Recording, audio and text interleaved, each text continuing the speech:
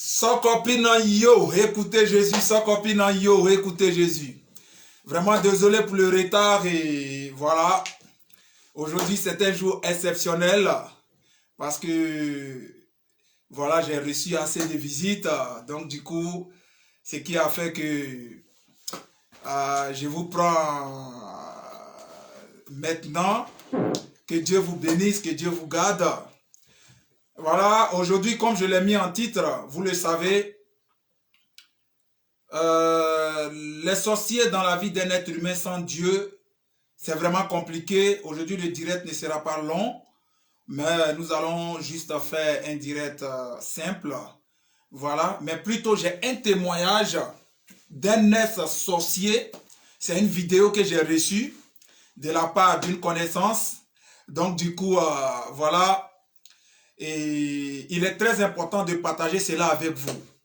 Et c'est pour cette raison, je vais mettre cette vidéo et nous allons écouter cette vidéo.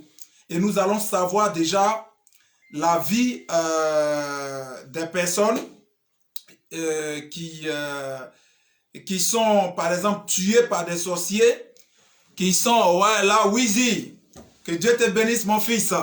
Que Dieu te bénisse. En tout cas, désolé pour le retard. Mais aujourd'hui, c'est ça. Que Dieu te bénisse, mon fils. Donc, du coup, voilà.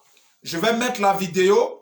Nous devons tous écouter le témoignage de ce ex-sorcier et comment ils arrivaient à tuer une personne. Et en plus de cela, comment ça se passe. Donc, soyez focalisés et concentrés surtout partagez dans les différents groupes. Et nous allons écouter ce témoignage. Et voilà, nous allons tirer une leçon. Et je pense que ça va aider aussi plusieurs personnes parmi nous. D'accord? Donc je vais mettre ce témoignage et nous devons juste écouter. Sans copine, écoutez Jésus. C'est de ça qu'il s'agit. Maman Flora, merci d'être connectée. Merci pour tes partages et merci aussi pour le cœur, surtout pour toutes les personnes connectées. Que Dieu vous bénisse, que Dieu vous garde. Encore. Donc nous allons juste écouter, comme je vous ai dit, c'est pas pour longtemps, donc nous allons juste écouter. Voilà. Il y a le reflet de son corps, c'est l'ombre. Voilà. Maintenant, on commence par voler l'ombre. Voilà. C'est comme ça qu'on fait. On vole d'abord l'ombre. Dès que l'ombre est volée, et par la suite, maintenant, on va chercher un moyen pour tuer la personne. Voilà. Ça sera soit par un accident, par une maladie. Voilà. Donc on va chercher par un accident et tout ça. Et la personne va mourir. Dès que la personne meurt, on peut même appeler un médecin pour vérifier les signes vitaux. Et la personne ou le médecin va même confirmer. Non, même un médecin normal, il peut même confirmer le décès. Parce que pour confirmer le décès, il faut vérifier les signes vitaux. Et c'est tout. Et puis on confirme, on se confirme. Et quand on confirme, on dit que la personne est décédée. Mais en réalité, cette personne n'est pas encore morte. Cette personne est encore en vie. Oui. La personne est encore en vie. Maintenant, la nuit. La nuit maintenant, lorsque... Bon, en fait, quand on va aller enterrer la personne. Maintenant, la nuit, tous les sorciers qui étaient dans le complot, ceux qui ont orchestré la mort de la victime, vont se réunir au cimetière et ils vont entourer la tombe. Et le sorcier qui a fait le sacrifice, on va lui donner un fouet. Et on appelle ça le fouet d'appel. Il va avancer et quand il sera devant la tombe, il va frapper 3 fois. Dès qu'il frappe 3 fois, la personne que vous avez enterrée va sortir. Quand la personne sort, on prend l'ombre qui était volée et on lui retourne ça. Et là, la personne est consciente. Et la personne va même reconnaître les gens qui l'entourent. Et à ce niveau-là, la personne ne peut plus rien faire. À ce moment-là, il n'y a pas de secours. Même si la personne crie, il n'y aura rien. Même si la personne appelle Jésus, même Jésus ne viendra pas. Même si Jésus-Christ est un secours qui ne manque jamais dans la détresse, là, il ne viendra pas. Parce que Jésus n'est pas un Dieu des morts. C'est un Dieu des vivants. C'est pendant qu'on est en vie qu'on peut faire recours à lui. Donc, dès qu'on meurt, c'est fini. Et là, qu'est-ce qu'on va faire? On va chercher maintenant un œuf non préparé. Et on va l'écraser sur la tête de la personne afin de rendre sa conscience stérile. Après avoir fait cela, on va utiliser un objet qui ressemble à un malaxeur. Donc il y a une boule d'un côté. Hein? On va frapper au niveau de la nuque. Quand on frappe, c'est cette fois-là maintenant que la personne va mourir. Écoutez très bien. Hein? Maintenant, avant cela, si la personne qui l'avait sacrifié avait besoin de l'utiliser, soit au champ, à la pêche, là on va laisser. Et quand on laisse, et on va l'utiliser à un travail précis. Et pendant le temps qu'on l'utilise et qu'on ne l'a pas encore tué, il y a des fois, on peut même voir cette personne ici dans le monde. On peut voir. On vous dira que non, quelqu'un a vu tel. Et la personne qui a vu d'aller aussi voir d'autres. J'ai vu tel. Non, celui-là, la personne dont tu parles, cette personne est morte il y a longtemps, on l'a déjà enterrée. Cela veut dire que cette personne, on l'a déjà enterrée, mais on ne l'a pas encore tuée dans la sorcellerie. Et c'est lorsque la personne va se fatiguer par rapport au travail qui lui a été donné. Quand la personne se fatigue, c'est là qu'on va encore ramener pour frapper et tuer et manger. Ok. Comment? Dans le cercueil, il n'y en a pas. Il n'y en a pas. On l'a déjà pris. Voilà, il n'y en a pas. On a déjà pris. Non, c'est dans une dimension maintenant ésotérique. Écoutez très bien, écoutez très bien. Merci d'être connecté. Merci pour le nombre. Merci d'être connecté. Avec un sorcier. Le travail des sorciers dans la vie, dans la vie des personnes sans Jésus. Son deuxième corps. Dans la vie des personnes sans Dieu. Il a un corps normal et le corps astral. Et par rapport à ça, il peut être avec vous, en train de vous ensorceler, vous êtes là. Voilà. C'est pour cela, un enfant de Dieu doit avoir le Saint-Esprit. Il y a des choses que peut-être je ne peux pas voir, mais le Saint-Esprit voit ça. Et il te révèle. Et tu peux même dire à la personne, arrête ce que tu fais. Arrête ce que tu viens de faire. Là, je vous invite, hein, je vous invite. Là. Je pense que j'aurai à répondre, quand viendra le moment des questions, j'aurai à répondre à tout ça. Maintenant, quand la personne sort, la personne sort de la tombe, après on frappe au niveau de la nuque, la personne tombe, la personne meurt. Maintenant, à partir de là, on va proposer 5 noms. 5 noms de bêtes. Chèvre, mouton, porc, vache, tout ça. On propose 5 noms. Et là, on va faire le tirage au sort. On tire au sort. Si ça tombe en une chèvre, là, on va prendre le cadavre qui est là. Maintenant, on le transforme, ça devient une chèvre. Et maintenant, on va dépecer. Quand on va dépecer comme ça par le bourreau, on va maintenant appeler les femmes du cimetière et les mamans sorcières. On va leur donner ça. Et elles vont maintenant rentrer dans le monde des humains, vendre ça dans des marchés. Oui. Vendre ça dans des marchés. Et les restes, les sorciers mangent là-bas. Maintenant, quand elles rentrent avec ça, elles vont vendre ça au marché et mettre sur leurs étalages au marché, non? Et maintenant, sur leurs étalages, il y a une main. On appelle ça la main d'appel. C'est une main qui est invisible aux yeux charnels. Mais quand vous entrez au marché, elle fait ça. Elle vous attire.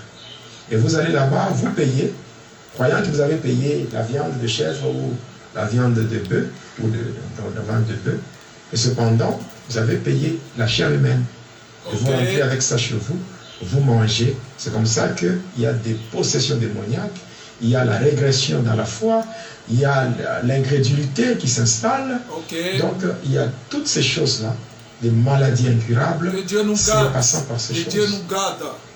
Il y a des fois, on prend le sang humain, on transforme, ça devient de l'huile de palme. On l'amène dans le marché et les gens achètent. Les gens achètent ça. Il y a des fois, les sorciers transforment les doigts des cadavres, on transforme ça, ça devient des gros fétins. On l'amène dans le marché. Donc, il y a beaucoup de choses qui se font. Il y a des choses qui se font, on peut transformer, on transforme beaucoup de choses. On peut prendre l'eau, c'est-à-dire, on peut prendre un cadavre, on le laisse pendant 4 jours. Et quand le cadavre commence à se décomposer, le corps commence à sécréter un liquide. Et ce liquide-là, on le prend et on commence à vendre sous forme d'huile, ou bien on donne ça aux sorciers qui ont de boulangerie, les mamans qui font des beignets, on leur donne, ils mettent dans l'eau pour faire la pâte, tout ça, faire le pain, le beignet, tout ça. Et les gens achètent, hein, ça attire les clients, tout ça. Les gens achètent sans savoir ils mangent quoi. Et tout ça. Donc, cette même eau est donnée aussi aux faux prophètes. Aux faux prophètes, ils utilisent cette eau-là, où les gens vont dans des églises, ils prennent de l'eau et tout, sans savoir c'est quoi. Et quelqu'un dit, moi, je suis allé avec des... Ils ne peuvent pas faire la magie. Parce que c'est comme un exemple, un magicien fait la magie, il exécute son travail, il fait une démonstration, un numéro, il prend un petit caillou, il met dans sa main. Il dit, regardez dans ma main, vous voyez quoi? Un caillou. Il ferme la main. Et après, il fait quelques incantations. Il ouvre la main. Il dit, mais regardez, qu'est-ce que vous avez vu? Il y a maintenant un bonbon. Les gens voient un bonbon. Mais qu'est-ce qui s'est passé? Entre le magicien et le spectateur, il y a un voile d'aveuglement. Quand il ferme la main, il y a un démon qui vient avec un bonbon. Lui, il ouvre, vous ne le voyez pas. Le démon change, il met le bonbon et il prend le caillou. Quand il ouvre, il vous montre ça, il ouvre, donc il enlève le voile. Vous regardez, vous voyez qu'il a fait la magie. C'est ça. Donc, un faux prophète, un faux serviteur, vous amenez votre bidon rempli d'eau. Pendant qu'il est en train de faire la prière, les démons déversent tout. Et on remplit avec de l'eau qui vient de cadavres en décomposition et on vous donne. Et vous rentrez avec ça et il y a des problèmes qui arrivent. Vous buvez, vous aspergez dans la maison, vous mélangez. Ok. Là, je pense que nous sommes... voilà, si je pense bien, si je vois bien, nous sommes au thème. Il y a le reflet. Voilà. Le reflet de son corps. Lui, il ouvre, vous ne voyez pas. Okay. Le démon change, il met le bonbon et il prend le caillou. Quand il ouvre. Au fait, là, vous avez très bien écouté le témoignage, n'est-ce pas? Vous avez très bien écouté le témoignage. Et j'ai mis ce témoignage pour vous parler. Vous avez très bien écouté ce témoignage. Le témoignage est édifiant. Pour ceux peut-être qui nous prennent en marche et qui n'ont pas bien compris ce témoignage, c'est que ce monsieur qui est en train de parler est un ex-sorcier. Et il était en train d'expliquer comme ça comment est-ce que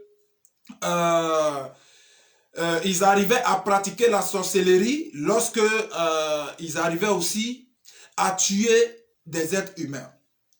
Alors, il a expliqué que dans leur camp, dans leur loge, qu'est-ce qui se passe? Ou soit, qu'est-ce qui se passait?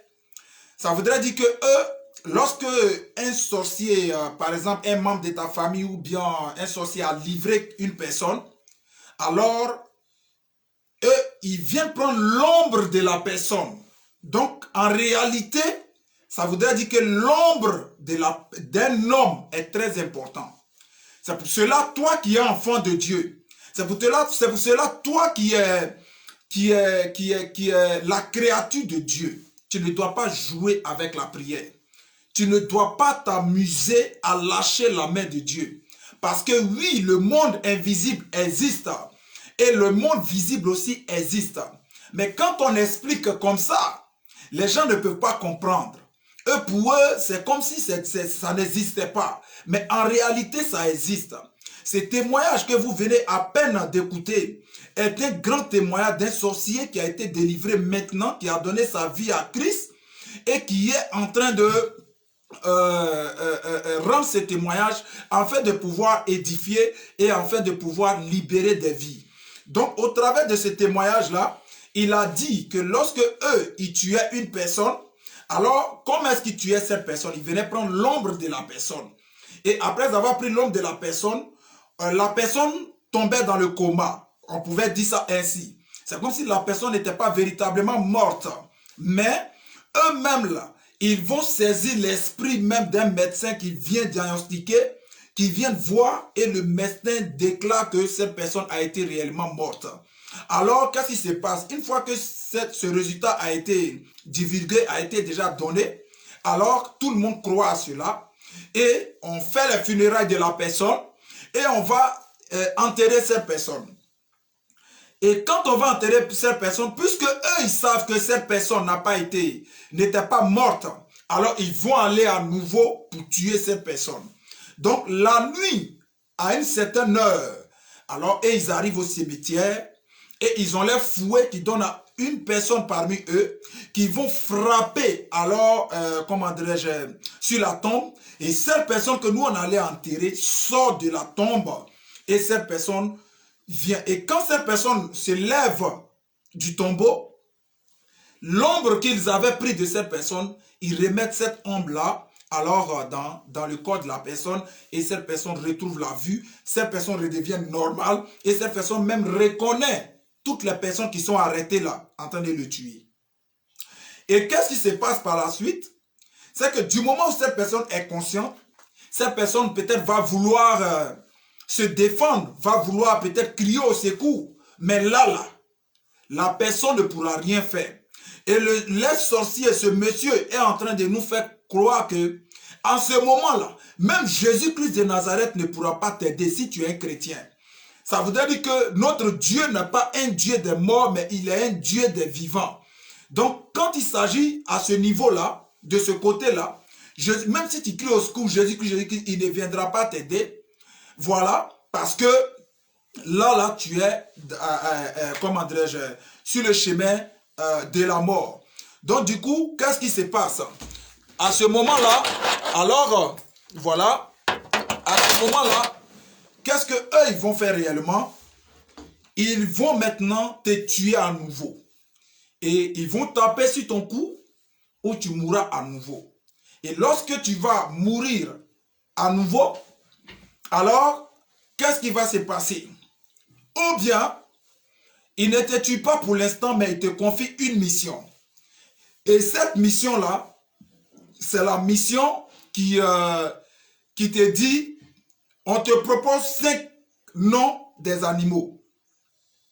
Soit c'est la chèvre, soit c'est le mouton, soit c'est le bœuf, soit c'est le poulet, ou bien je ne sais quoi. Mais toi, tu dois choisir. Et quand la personne qu'ils ont tuée choisit, alors, qu'est-ce qui se passe? On prend, comment dirais-je, si c'est le mouton, ils ont choisi, ou bien la chèvre, alors ils vont dépecer, tuer ce mouton, ils vont dépecer tout et tout. Ils vont prendre, ils vont prendre une partie pour manger et ils vont donner d'autres parties à ce dernier ou à cette dernière qu'ils ont tué dans la sorcellerie pour aller donner ça, c'est-à-dire vendre ça sur le marché. Alors, quand elle va aller donner, ils ont un esprit dans les marchés qui interpelle les gens. C'est-à-dire, toi, quand tu arrives au marché, quand tu regardes les viandes, si c'est viande, tu as décidé d'aller payer. Lorsque tu arrives, il y a une table. Les viandes sont tellement bien présentées que ça t'appelle. Ça fait comme ça, viens, viens, viens, viens.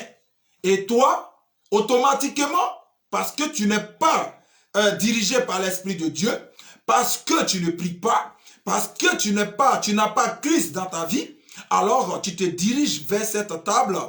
Et cette table, tu vas maintenant commander cette viande. Et lorsque tu prends la viande et que tu vas manger, alors avec ta famille, ça devient des maladies, ça devient des problèmes à un point fini, jusqu'à ce que si tu n'as pas réellement Dieu dans ta vie, tu puisses aussi trouver la mort. Une façon de vous dire, une façon de nous dire de faire très attention. Parce que nous aimons tellement manger la viande que lorsqu'on rentre au marché, c'est la viande seulement on regarde. Alors voici des êtres humains qui sont vendus au marché, des êtres humains qui sont exposés, bien fumés sur les tables, que nous, par la faiblesse de notre esprit, c'est-à-dire quoi? Pour une personne qui est faible en esprit, alors le diable t'appelle, et au lieu d'aller ailleurs, tu vas là-bas pour payer cette viande et ça devient tout un problème dans ta famille et c'est des morts en cascade, c'est des maladies en un point fini, c'est des problèmes en problème et ça c'est compliqué. Il a même dit par là qu'ils prennent aussi les doigts des morts. Ils prennent aussi les doigts des morts pour transformer en je ne sais quoi, en sandwich ou quoi. Et les gens aussi payent pour manger. Vraiment que Dieu nous aide. Que Dieu nous bénisse. Que Dieu nous garde. Que Dieu nous protège de tous ces fléaux-là. Que Dieu nous aide et nous garde de tout ce qui arrive à ce monde. Le monde tire vers sa fin. Mon frère, ma soeur, c'est le moment d'être un avec Dieu. C'est le moment d'accepter le Saint-Esprit afin de l'inviter dans ta vie pour qu'il soit le conducteur réel de ta vie. La Bible déclare, Jésus-Christ pouvait dire, je vais au Père, je vous enverrai l'Esprit consolateur qui vous conduira dans toute la vérité. Un être humain n'est pas affranchi par toute la vérité, mais c'est seul le Saint-Esprit qui puisse plutôt le conduire dans toute la vérité. Donc, je vais te dire que tu crois que tu connais toute la vérité alors que tu ne la connais pas, mais c'est seulement le Saint-Esprit qui peut te conduire dans toute cette vérité-là. Alors, soyons concentrés, soyons un avec le Saint-Esprit. Il a aussi dit qu'il prenait le sang des êtres humains, de cette personne qui est morte, pour transformer en huile rouge. Nous qui aimons huile rouge, qui aimons manger du foufou, qui aimons mettre huile rouge dans atiéké, qui aimons mettre huile rouge dans sauce, ça voudrait dire que quand tu vas au marché, il y a un esprit qui t'appelle. Quand il y a parmi toutes les huiles qui sont là, huiles rouges qui sont là, toi, il y a un seulement, quand tu regardes automatiquement, ça te tire. Je pouvais même dire que ça t'attire. Et là, tu dis, ouais, cette huile-là, c'est bien rouge, c'est bien rouge, c'est bien... Non, l'odeur là, quoi, odeur de cadavre, ça sent plus bon que tout. Oui. Quand les gens vont au cimetière ou bien dans les morgues, ils trouvent que l'odeur de cadavre, mais quand ils prennent, ils mettent sur le marché, c'est ça qui sent plus bon que tout. Vous voyez? Donc, du coup, l'odeur là, quand on vient, on dit, madame, viens sentir, ou bien monsieur, viens sentir, quand il sent, oh, c'est très bien, et tu payes. Quand tu t'en vas, c'est le sang humain, d'un être humain qui a été tué en sorcellerie. Et là, ça devient des maladies, ça devient des problèmes. Si on n'a pas le Saint-Esprit pour nous révéler ces choses, c'est vraiment grave. Enfant de Dieu, créature de Dieu, écoute-moi très bien. Il est temps de donner ta vie à Dieu. Il est temps réellement de pouvoir te concentrer sur Dieu. Parce que là, les temps sont mauvais. Les temps sont réellement mauvais. Donc, il a continué pour dire aussi qu'ils prennent l'eau du cadavre pour transformer ça en huile. Ok, ça voudrait dire qu'eux, ils prennent l'eau du cadavre. Quelqu'un qui est mort, il prend son eau et il transforme ça en huile. Et ça est sur le marché. Et c'est cette huile-là même qu'il y a certaines femmes qui prennent pour griller des galettes. Tu es jusqu'à 200 km. Tu es jusqu'à 100 km. Et l'odeur du gâteau, là, ça va te trouver là-bas. L'odeur des beignets, là, ça va te trouver là-bas. L'odeur du garba, là, ça va te trouver là-bas. L'odeur de je ne sais quoi, ça va te trouver là-bas. Et toi aussi, tu es conduit, baya. Il y a un garba que j'entends son odeur, là. Il y a des galettes que j'entends son odeur. Si je ne paye pas, c'est que c'est pas moi. Donc, tu vas être garé là pour aller payer ces galettes-là, pour aller payer ce garba-là, pour aller... Moi-même, personnellement, un jour, en Côte d'Ivoire, j'étais allé manger dans un coin de Gabadrom. Je vous assure, il y a très longtemps de cela, je vous assure que je suis allé, le monsieur était en train de servir. Je regarde, là où il mettait son argent, il servait toujours avec sa main droite, mais la main gauche là, il touchait à rien, il prenait ça seulement pour donner l'argent aux gens. Et quand j'ai regardé dans la boîte, j'ai regardé qu'il avait le doigt humain qui était attaché, qui était là, avec des fils bleus, rouges et noirs et tout ça, qui était là. Quand j'ai vu ça, Dieu m'a révélé ça et que j'ai vu, j'ai plus mangé et plus jamais jusqu'au jour d'aujourd'hui. On se comprend. Donc une façon de vous dire que le monde est devenu autre chose. Et si tu n'as pas Dieu dans ta vie, tu es livré à beaucoup de choses.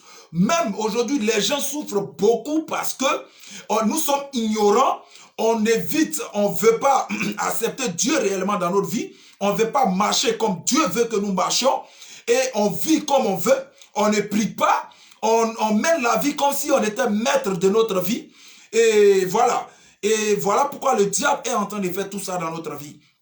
Donc du coup, le sang humain qui transforme en huile rouge, ou soit l'eau du cadavre qui transforme en huile, et qu'on pense que ce sont des huiles, et on les achète souvent, mais on vient vendre moins cher, parce qu'on ne veut pas payer ce qui est bien, ce qui est importé, ou soit ce qui a été quitté dans l'usine, mais on vient acheter des choses moins chères.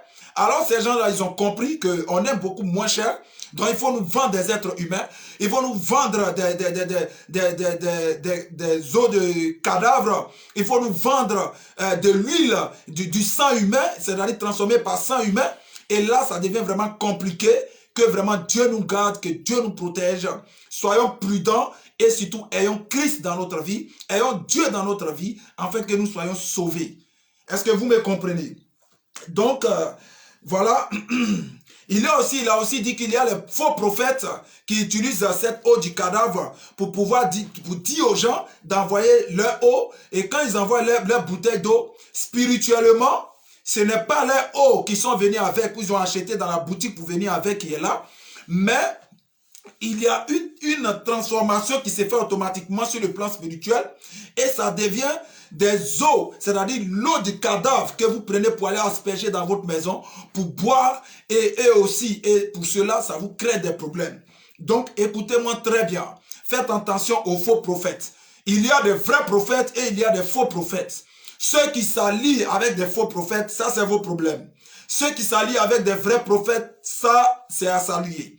Mais plutôt, il faut avoir le discernement du Saint-Esprit. Il faut avoir le discernement de toutes choses par le Saint-Esprit afin de pouvoir être conduit par lui, de pouvoir éviter plein de choses. Au point où nous sommes là, chacun a son babadi. Chacun va faire son petit fétiche pour mettre à côté de lui parce que cette personne-là est confiée, c'est-à-dire a donné son âme au diable. Toi, tu as donné ta vie à Dieu. Ton babadi, c'est le Saint-Esprit. Ton babadi, là, ça doit être le Saint-Esprit. Donc, tu dois t'arranger à être un avec le Saint-Esprit. C'est de ça qu'il s'agit. Pour éviter ce genre de choses, pour éviter de tomber dans les pièges, comment dirais-je, des faux prophètes.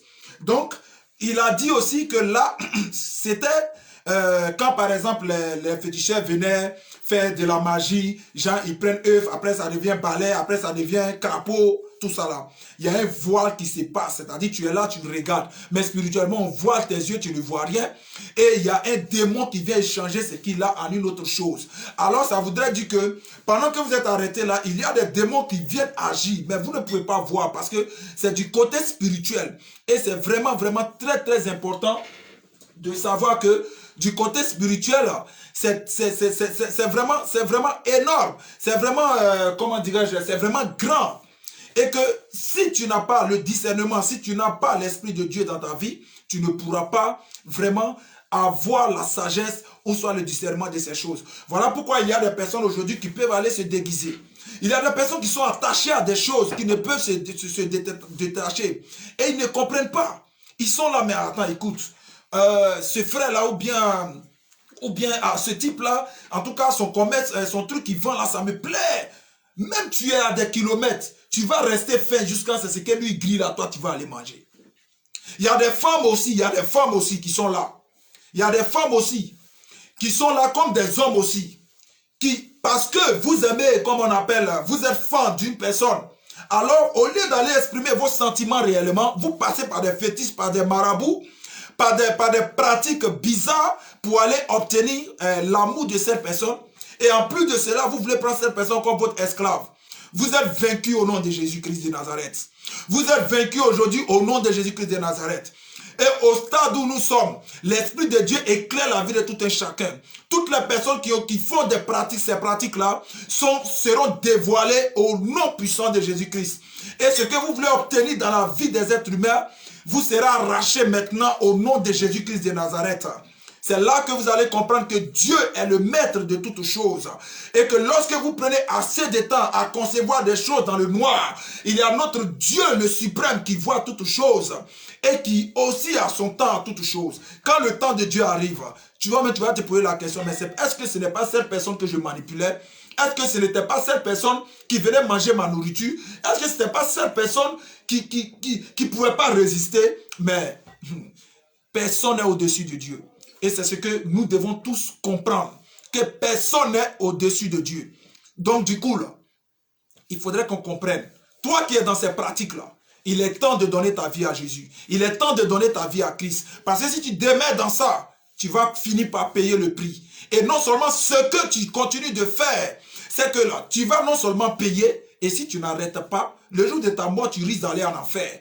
Donc il est temps de réellement lâcher tout ça et donner ta vie réellement à Dieu. Et c'est en là que Dieu pourra avoir pitié de toi pour te pardonner et aussi pour pouvoir te mettre là où il doit te mettre. Mais si tu continues, tu verras la main de Dieu dans ta vie. Tu verras la main de Dieu dans ta vie. Voilà. Donc, et il a aussi dit que, bon, j'ai presque fini déjà. Il a aussi dit que cela servait d'aveuglement aux autres. Oui, c'est normal. C'est de l'aveuglement. Parce que comment se fait-il que tu arrives? Et ces choses-là arrivent à des gens qui sont faibles en esprit. Mais de toi à moi, ma soeur, mon frère, comment tu peux être créé par Dieu? Tu es créé par Dieu et tu refuses d'être un avec lui. Tu es conscient que, quels que soient les millions et les milliards que tu auras sur cette terre, tu vas finir par crever un jour. Tu auras des millions dans ton compte. Tu auras de l'argent. Tu auras tout ce que tu voudras dans ce monde. Mais un jour viendra, toutes ces choses, c'est d'autres personnes qui vont les utiliser. La seule chose qui ira vers ton Dieu, c'est ton âme. La Bible déclare que recherchez premièrement le royaume des cieux et sa justice. C'est-à-dire, sauve d'abord ton âme. Ton âme là doit être sauvée d'abord. Fais la volonté de Dieu, afin que tu sois agréable à Dieu, pour que le jour de ta mort, tu sois accepté par Dieu. Comment se fait-il qu'un homme tu meurs et que la nuit on s'en t'enterrer? Encore, il y a des gens qui vont aller te déterrer pour te retuer à nouveau parce qu'en réalité tu n'étais pas mort. C'est parce que ils ont pu t'avoir parce que tu n'as pas Christ dans ta vie. Ils ont pu t'avoir parce que là, et le monsieur il a dit quoi? C'est pendant que tu vis que tu peux te réconcilier avec Jésus-Christ, que tu peux parler à Jésus-Christ, que tu peux, une fois que tu es mort là, c'est le jugement qui t'attend. Là, il n'y a pas affaire de Jésus. Au fait, là, on me parlait, mais j'attendais que, au fait, la fille, là, elle me plaisait beaucoup. Au fait, le gars, là, il était tellement beau.